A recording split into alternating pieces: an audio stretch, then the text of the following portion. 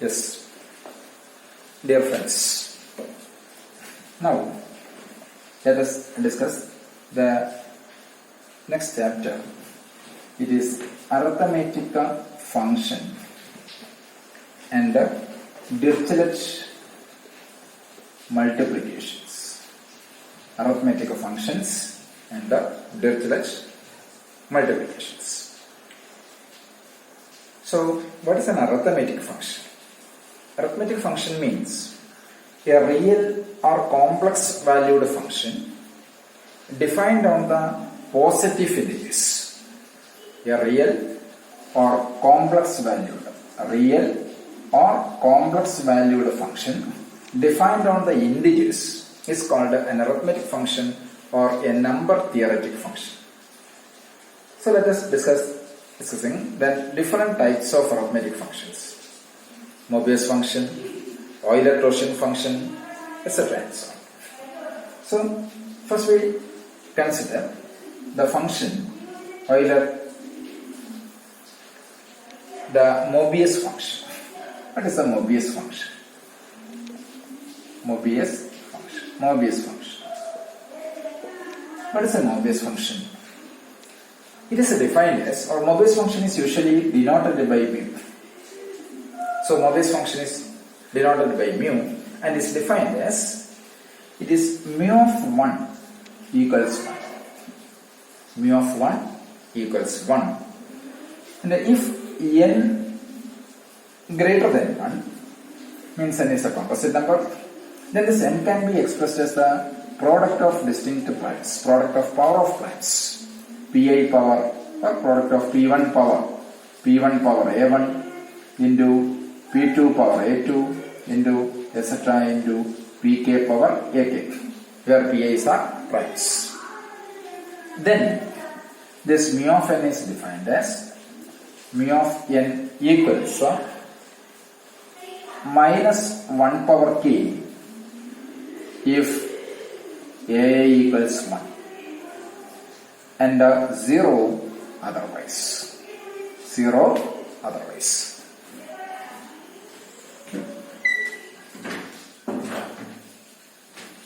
So mu of n equals minus 1 power k if a equals 1, that is if n equals p1, p2, etc. pk, then mu of n equals minus 1 power k. And if a or non differs from 1, then mu of n equals 0. This is the definition of Mobius function. So for when n equals 1, n equals 1, what about mu of n? N equals 1, mu of n is 1. That is already defined. Mu of 1 equals 1.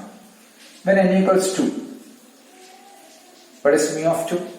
Mu of 2 is minus 1. Why? Because 2 is, what is 2? 2 is a prime number. 2 is 2 power 1. 2 can be rewritten as 2 equals 2 power 1. So it is minus 1 power 1. So it is minus 1. When n is 3, n 3, what is mu of 3? Mu of 3 is again minus 1. Why? It is again 3 equals 3 power 1. What is mu of 4? When n is 4, mu of 4 is 0. Why? 4 equals 2 square. 4 equals 2 square. ai differs from 1. So mu of 4 equals 0. Clearly, mu of 5 is minus 1. What is mu of 6? Mu of 6. Mu of 6 means 6 is 2 into 3. So it is minus 1 power 1 into minus 1 power 1. So it is 1. Mu of 6 is 1. Mu of 7 minus 1. Mu of 8. Mu of 8. Mu of 8. What is 8? 8 means 2 cube. Product of power of primes. ai, here ai or ai equals 3. So mu of 8 is 0. Mu of 9, again 0. Mu of 9, 0. Why? Because 9, 3 square. Mu of 10 is 1. Why? It is 2 into 5 minus 1 into minus 1. So this is the Mobius function. Mobius function is defined as in this way. It is denoted by mu and if mu of 1 is defined as 1, If n greater than 1, that is n is a composite number. If it is expressed the product of powers of primes, then mu of n is minus 1 power k when a is 1, where I ranges from 1 to k and 0 otherwise. So these are the, so it's mu of 1, mu of 2 minus 1. So by using definition, we can calculate mu of different numbers. Okay. Now, by using this definition, there is a theorem. The theorem states, if n greater than 1, if n greater than or equals 1, then sigma d divides n mu of d equals sigma d divides n mu of d equals greatest integer 1 by n. Greatest integer 1 by n means it is 1 when n equals 1 and 0 when, 0 when n greater than 1. So this is the Mobius. This is a result. For using the Mobius function, if n greater than or equals 1, we use or we prove this result, sigma d divides n mu of d equals greatest integer 1 by n. What is greatest integer? X. Let's say integer x less than or equals x. Okay. So here greatest integer 1 by n, that is 1 when n equals 1 and 0 when n greater than 1. How to prove this one? Proof. When n equals 1, when n equals 1, what is mu of 1? Mu of, we know that mu of 1 equals 1. Okay. When n equals 1, mu of 1, n equals 1. So clearly, sigma d divides when n equals 1. Okay, this integer value. Sigma d divides 1 means 1 divides 1. Mu of 1 equals greatest integer of 1 by 1, that is 1. So when n equals 1, result is immediate. Now assume when n greater than 1, then as usual, this n can be expressed as the product of powers of primes. P1 power a1 into P2 power a2, etc. into pk power ak, where pa's are par primes. So, in the sum, sigma d divides n mu of d, the only non-zero terms come from this d and from divisors of n, which are product of distinct primes. By using definition of Mobius function, what is mu of n? Mu of n is minus 1 power k when n is the product of primes, means a equals 1 there, 0 otherwise. So according to that definition, in this sum, sigma d divides n mu of d, the only non-zero terms are come from d and also from divisors of n, which are product of distinct primes. When product of distinct prime means all of this a's is 1. Okay. So therefore sigma d divides n mu of d can be taken as it is mu of 1 plus etc. plus mu of 1 plus etc. plus mu of pk. This is the first one. Okay. Sigma d divides n mu of d equals mu of 1 plus etc. plus mu of pk. That is, these terms, the k terms are taken one at a time. These k primes, p1, p2, p3, etc. So these k primes are taken mu of 1 plus, then as mu of 1 plus, the next term is mu of p1. Mu of p1. That is this can be rearranged as mu of sigma d divides n mu of d equals mu of 1 plus, the next term is mu of p1 plus etc. plus mu of pk. Mu of pk. That means the p1, p2, etc. pk, these k primes are taken one at a time, plus mu of next one is p1, p2, plus etc. plus mu of pk minus 1 pk minus 1 pk. That is, this p1, p2, p3, p1, p2, p2, p3, p3, p4, etc. means these two prime, this k primes taken two at a time, plus etc. But as the next term, it is mu of p1, p2, p3 plus etc. plus, that is taken 3 at a time, plus etc. But about the last one, it is a mu of p1 etc. pk. These k primes taken one at a time. Why this? Because in this sum, sigma d divides n mu of d, the only non-zero terms are come from this d and also from the positive divisors of n, which are expressed as the product of these primes p1, p2, etc. pk. This sum can be expressed as in this way. What is mu of 1? That means this sigma d divides n mu of d equals mu of 1, 1 plus, now listen, mu of p1 plus etc. plus mu of pk. What is mu of p1? Minus 1. Why? Because of the definition of Mobius function. Mu of p1 is p1 power 1 minus 1 power 1, so it is minus 1. Mu of p2 minus 1. Mu of p3 minus 1. How many times are there? Mu of pk, k times. Okay, so it can be written as k into minus 1. K into minus 1 means it is k into minus 1, that can be rearranged as kc1 into minus 1. Only for the sake of argument. Mu of 1 is 1. Mu of p1 minus 1. Why? Because of definition from Mobius function. If n equals p1, mu of p1 is mu of n is minus 1. If n equals p2, mu of p2 equals minus 1. So how many times are there? There are k times minus 1. Minus 1 repeats k times. So it is minus 1 into k, that can be expressed as kc1 into minus 1. Come to the next one, mu of p1, p2. What is mu of p1, p2?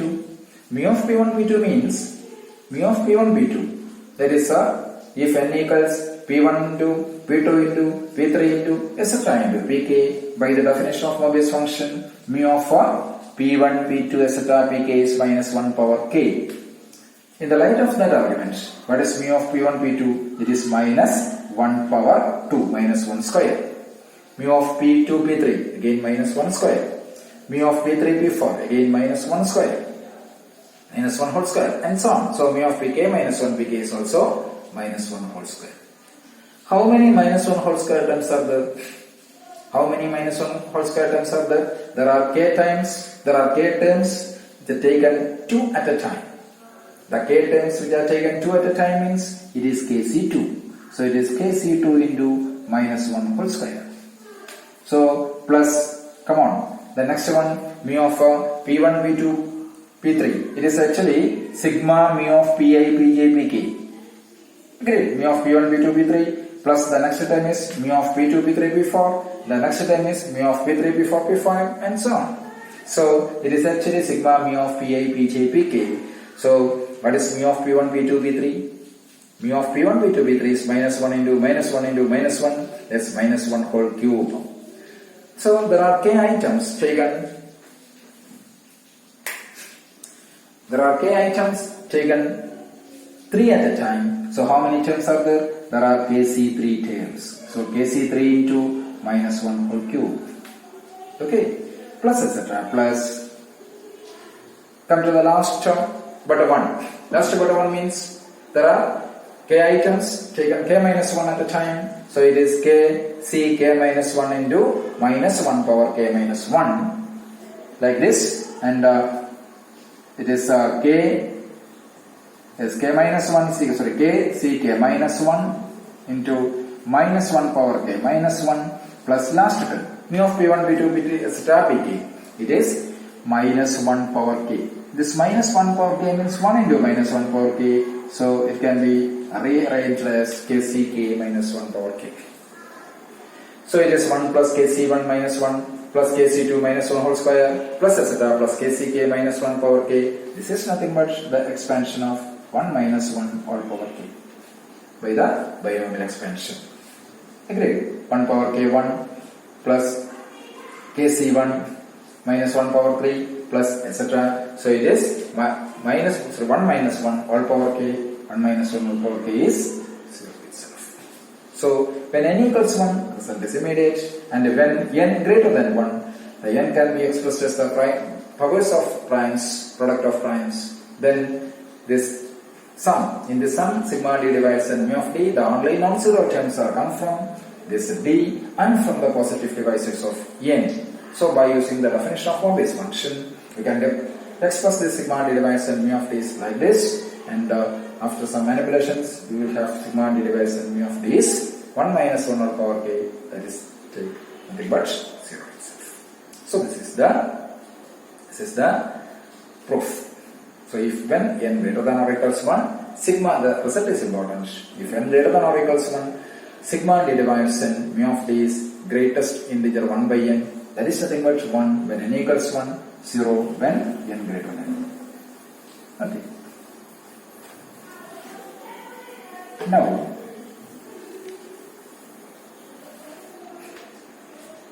so this is a theorem depends upon Mobius function. Now, let us discuss another one. It is Euler-Torsion function. Euler Torsion function. T-O-T-I-E-N-T, Euler-Torsion function. What is an Euler-Torsion function? Euler-Torsion function, mu of Mobius function is denoted by mu of n. Euler-Torsion function is denoted by phi of n. So the function is defined as, phi of n is defined as, if n greater than or equals 1, then it is the phi of n is defined as the number of positive integers not exceeding n is less than or equals n. Not exceeding n means it is less than or equals n and relatively prime to n.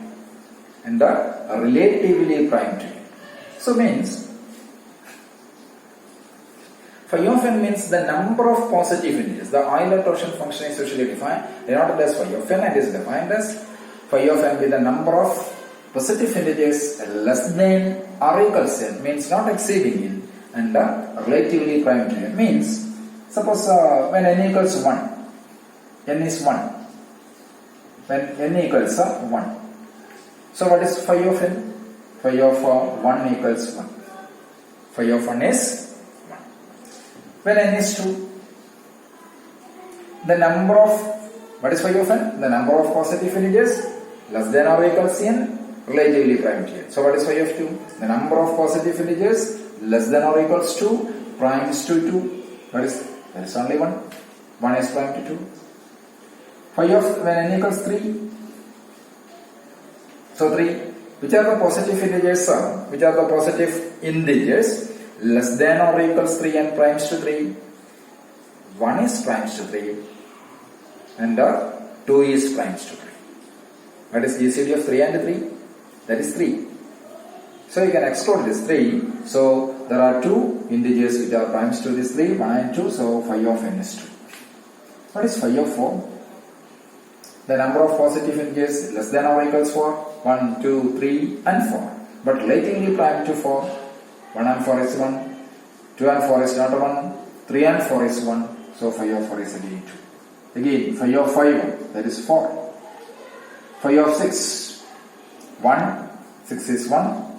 2, 6 no. 3, 6 not relatively prime. 4 and 6 not relatively prime. 5 and 6 relatively prime. So phi of 6 is 2. Etc. Phi of 7, phi of 8, whatever. So the number of positive integers less than or equals n means not exceeding n, and the primes to n is defined as phi of n. So this phi of n can be written as phi of n equals sigma k ranges from 1 to n 1. So there is a, come to this symbol that denotes the sum is extended over those k which are relatively prime to n. Simple. The sum is extended over those k. That k satisfies a condition k and n are relatively prime. So that is by this. Okay. So now we prove a theorem that's relating with the Euler torsion function. Theorem is, if n greater than or equals 1, if n greater than or equals 1, then sigma d divides in phi of d equals n. Phi of d equals n. If n greater than or equals 1, then sigma d divides in phi of d equals n. How? So far, its proof is done in this way. We define a set. Let S equals 1, 2, 3, etc. to n, the first n natural numbers. Now, divide these integers, the first n natural numbers, divide these integers into disjoint sets, such as follows. A of d equals set of all k, such that GCD of k and n equals d, where k ranges from 1 to n. Here S equals set 1, 2, 3, etc. to n. Then you can divide this S into disjoint sets like this. A of d equals set of all k with k and n are GCD of k and n is d, where k ranges from 1 to n. So for example, suppose let us equals set 1, 2, 3, etc. to 10. Okay. Then you can divide this S into disjoint sets like this. A of d equals set of all k with GCD of k and n is d, k ranges from 1 to n. How? What is A of 1? Surely there is a GCD 1. What is A of 1? Set of all k with set of all k with k and n has GCD d. So 1 and 10 has GCD 1. Put d is 1, that is A of 1. So the number n, the number which is relatively prime to n. Here the number which is relatively prime to 10 is 1. Then 3 and 10 are relatively prime. Then 7 and 10 are relatively prime. 9 and 10 are relatively prime. So A of 1 is this one. Okay. Again, what is A of 2? When GCD is 2. So which numbers has GCD 2 with n? From 1 to 10. That is 2 and 10 has GCD 2. 4 and 10 has GCD 2. 6 and 10 has GCD 2. 8 and 10 has GCD 2. Okay. What is A of 3? No. There is no such GCD. A of 4?